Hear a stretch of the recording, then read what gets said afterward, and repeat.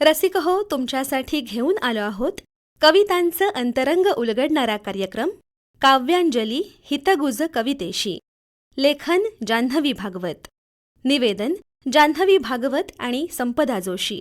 शीर्षक गीत गायन कश्मीरा सावंत आणि सादर करते विवेक वानखडे.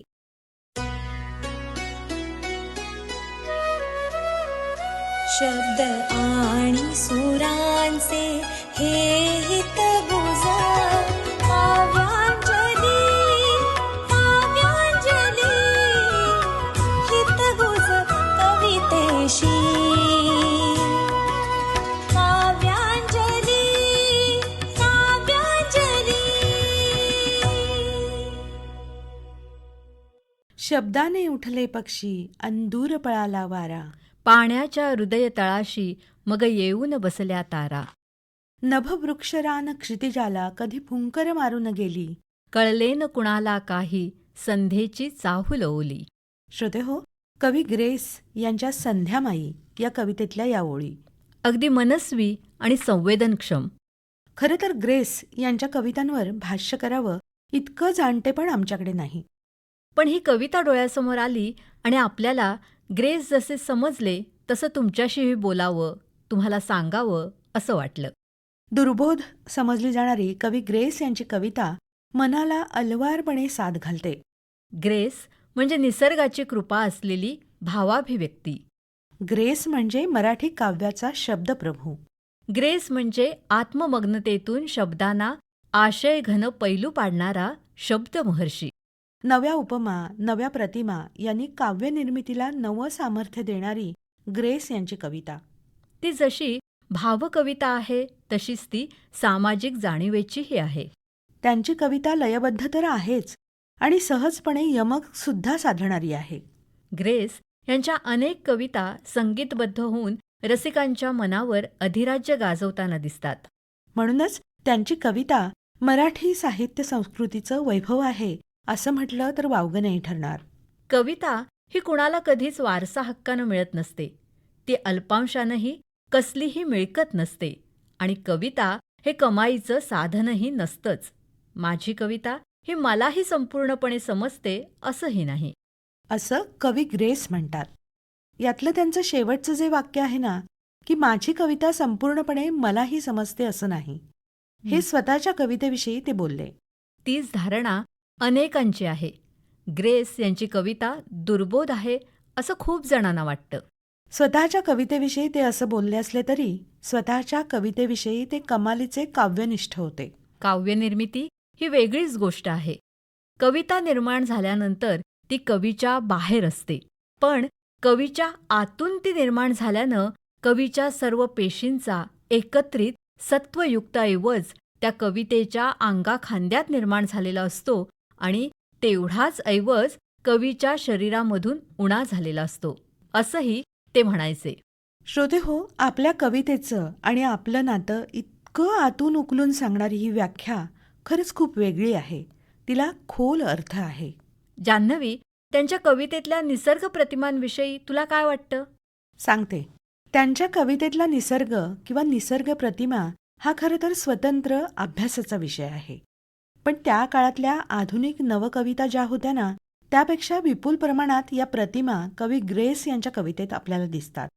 अभिव्यक्तीसाठी सातत्याने निसर्गाकडे फिरून ते वळतात. निसर्गाची विविध चित्र उभी करणाऱ्या त्यांच्या कितीतरी कविता आहेत. पण केवळ कवितेतला निसर्ग म्हणून याकडे आपल्याला पाहता येत नाही. तर निसर्गही त्यांच्या भावजीवनाचा भाग म्हणून त्यांच्या कवितेत येतो. जसा निसर्ग दिसतो तसाच तो त्यांच्या कवितेत येत नाही. आकाश, वारा, रात्र, संध्याकाळ, सूर्य, चंद्र, पहाड, टेकड्या, झाडं हे निसर्गाचे घटक कवितेत येण्यापूर्वी जणू कवी मनात प्रवेश करतात.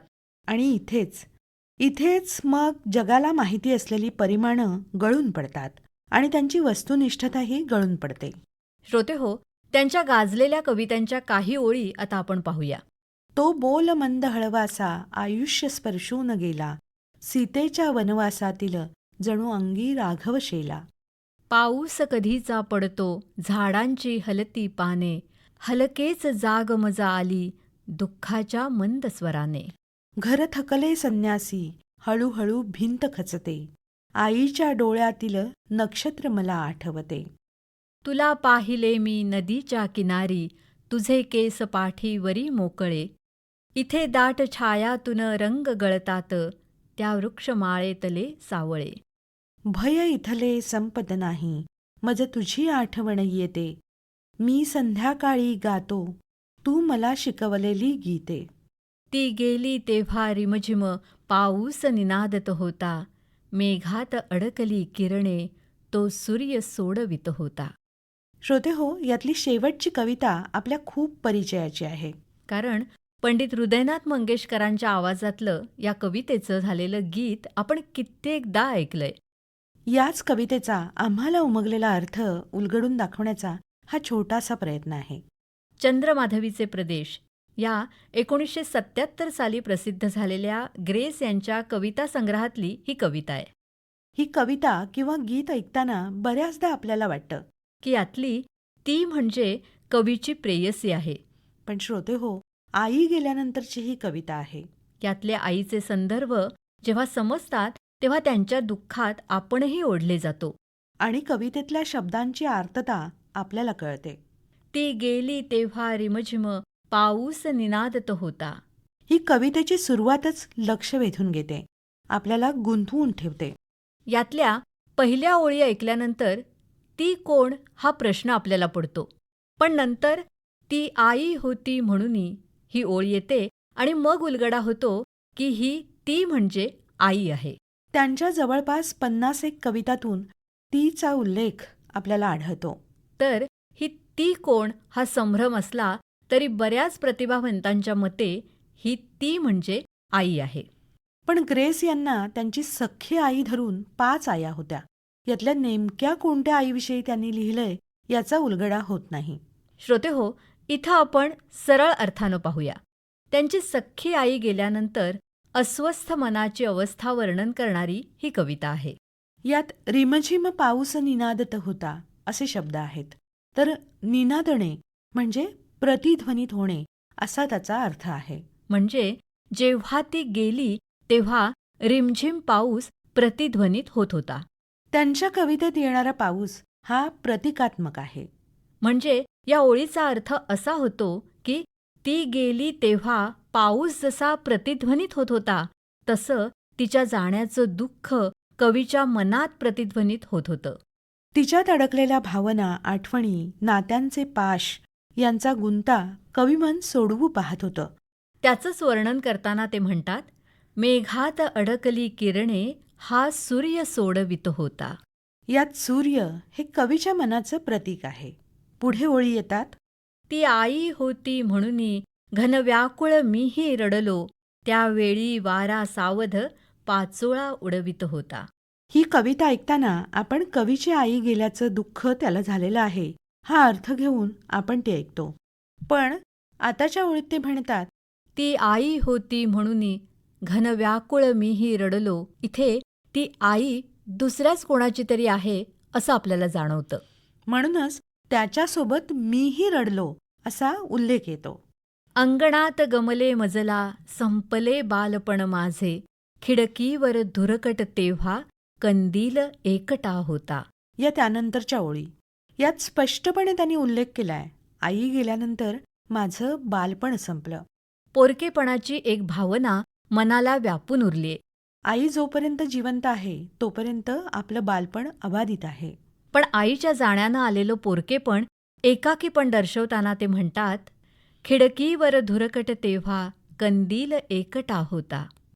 जगाची ओळख करून देणारी आई गेलीय. जगाकडे पाहण्याचा तिचा स्वच्छ दृष्टिकोन आता हरवलाय. उरलंय ते धुरकटपण. आई गेल्यामुळे जगाची ओळख मला कोण करून देणार हा त्यांना पडलेला प्रश्न.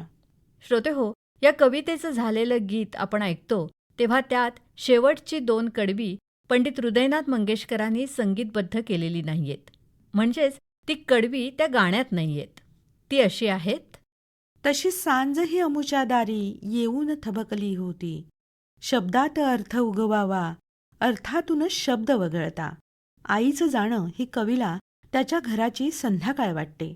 म्हणून तो म्हणतो, तशी सांजही अमुच्या दारी येऊन थबकली होती. त्यानंतर ओळी येतात, हे रक्त वाढता नाही, मजा आता गहिवर नाही, वस्त्रात द्रौपदीच्याही तो कृष्ण नागडा होता. म्हणजे इथून पुढं माझं वाढणारं वय आईशिवाय आहे. तिची माया, तिचा पदर माझ्यासोबत नाहीये. इथं या कवितेला वेगळं परिमाण मिळतं आणि इथं या कवितेचा अर्थ बदलतो. तो असा, यामध्ये त्यांची सावत्राई जी त्यांच्याच वयाची आहे, तिला तिचा प्रियकर आहे, रोज संध्याकाळी ती त्याला भेटायला जाते आणि मग लोकांची कुजबूज सुरू होते. सावत्र का असेना, पण ती आई आहे. तिच्याविषयी लोकांच्या कुजबुजीचा पाचोळा उडणं हे कुटुंबासाठी दुखावणारं आहे. आणि मग तिथे कवीच्या मनातला एकटेपणा अधोरेखित होतो. ती खंत मनात खोलवर उतरत जाते. आईविषयी लोकांनी बोलणं हे जणू द्रौपदीचं वस्त्रहरणच आहे. कृष्ण होऊन तिचं रक्षण करावं तर तेही शक्य नाही. तिचं हे वागणं मलाच आतल्या आत नागवं करतंय. जगापुढे जाण्याचीही मला लाज वाटते, हा अर्थ त्यातून ध्वनित होतो. ग्रेस यांनी म्हटलंय, वाळवंट ही फक्त वाळूचीच नसतात. मनाच्या वाळवंटाचं काय? मनातल्या भावना रेताड होतात तेव्हा तेही एक प्रकारचं वाळवंटच असतं. तशीच ही कविता आहे. गहिऱ्या वाळूनं बनलेलं हे वाळवंटच जणू. श्रोतेहो, आजच्या भागात आपण कवी ग्रेस यांच्या कवितेविषयी बोललो. आता थोडं त्यांच्याविषयी जाणून घेऊया. माणिक गोडखाटे हे ग्रेस यांचं खरं नाव. 10 मे 1937 हा त्यांचा जन्मदिवस. कालच त्यांचा जन्मदिवस होता. 1958 पासून त्यांनी कविता लिहायला सुरुवात केली. श्रोतेहो, त्यांनी सुरुवातीला माणिक गोडखाटे नावानंच कविता लेखन केलं. पण मग नंतर ग्रेस या टोपण नावानं त्यांनी कविता लेखन सुरू केलं. त्याची कहाणी अशी, इनग्रिड बर्गमन या पाश्चिमात्य अभिनेत्रीच्या अभिनयानं प्रभावित होऊन त्यांनी ग्रेस हे साहित्यिक नाव धारण केलं. In of the six happiness या चित्रपटात इनग्रिड संबंधी शी इज इन ग्रेस असं वाक्य होतं. आणि हा बोलपट पाहताना या वाक्याची ग्रेस यांना मोहिनी पडली. तिने चित्रपटात घातलेली शीळ आपल्यासाठीच आहे असं त्यांना वाटलं. तिच्या या अभिनयाशी, पात्राशी आपली कुठेतरी नाळ जुळतेय असं त्यांना जाणवलं. आत्म्यावरची धूळ उडाली आणि प्रतिभा रूपाचा पहिला साक्षात्कार त्यांना इनग्रिडमध्ये झाला. तिचं हे ऋण आठवत राहण्यासाठी त्यांनी ग्रेस या साहित्यिक नावानं लेखन सुरू केलं. संध्याकाळच्या कविता हा त्यांचा पहिला कविता संग्रह 1967 साली प्रकाशित झाला. राजपुत्र आणि डार्लिंग, सांजभयाच्या साजणी, संध्या पर्वातील वैष्णवी, चंद्रमाधवीचे प्रदेश हे त्यांचे काही कविता संग्रह. तर वाऱ्याने हलते रान, संध्यामग्न पुरुषाची लक्षणे, ओल्या वाळूची बासरी, चर्चवेल, मितवा यासारखे ललितलेख संग्रहही प्रसिद्ध आहेत. वाऱ्याने हलते रान या संग्रहाला साहित्य अकादमीचा पुरस्कारही त्यांना मिळालेला आहे. श्रोतेहो, ग्रेस यांच्या कवितेतली ग्रेस समजायला साहित्याचे गाढे अभ्यासक, समीक्षक असलं पाहिजे असं नाही. तर डोळे मिटून मनापासून ती नुसती ऐकली तरी मन शांत शांत होऊन जातं. जे आतून सुंदर वाटतं तेच खरं निखळ सौंदर्य. आणि हे अनुभवायचं असेल तर ग्रेस यांच्या कविता नक्की ऐका, नक्की वाचा. त्यांच्या शब्दाचं गारूड तुम्हालाही भुरळ घातल्याशिवाय राहणार नाही. गेली कित्येक वर्ष त्यांची कविता रसिक मनाला हुरहुर लावते आहे. ही हुरहुर नक्की कशाची आहे ते आपल्याला कळतही नाही. तरीही त्यांची कविता आपलीशी वाटते. अशी कविता लिहिणारं मराठी विश्वातलं लखलखतं माणिक म्हणजे माणिक गोडखाटे, म्हणजेच कवी ग्रेस. श्रोतेहो, आमचा आजचा हा कार्यक्रम आपल्याला आवडला ना? तर आम्हाला जरूर कळवा आमच्या व्हॉट्सॲप नंबरला मेसेज करून. आमचा व्हॉट्सॲप नंबर आहे 94 035 73 485. आणि दर सोमवारी सकाळी 8:40 ऐकत रहा काव्यांजली हितगुज कवितेशी. तर श्रोतेहो, आजच्या कार्यक्रमातून मी जान्हवी आणि मी संपदा आपला निरोप घेतोय. परत भेटीपर्यंत नमस्कार. शब्द आणि सुरांचे हे हितगुज काव्यांजली, काव्यांजली हितगुज कवितेशी. काव्यांजली,